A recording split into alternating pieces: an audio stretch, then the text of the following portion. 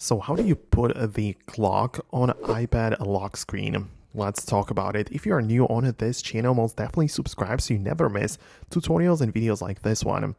So of course, the lock screen by default should contain the clock right there, right? So there's like the built-in clock. However, if you want to get more out of it, you need to hold down on the lock screen and click on the customize button below.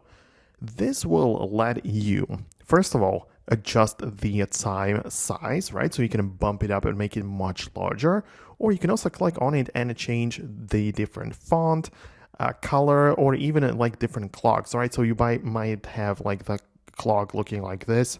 So yeah, as I say, you can change like the number type. You can see there are plenty of different like numbers which you can pick from, like the different types, right, that people use.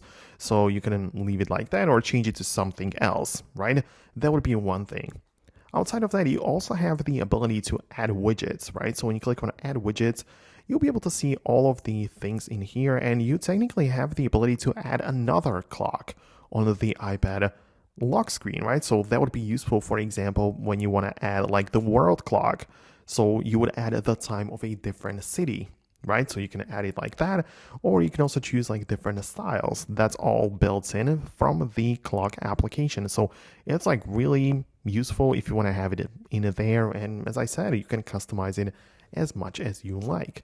So let me know in the comments below if you achieved what you wanted.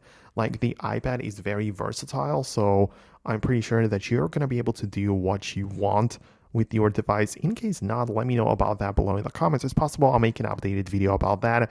I have so many tutorials on this channel, so stay tuned by subscribing, and I'll talk to you later in the next ones.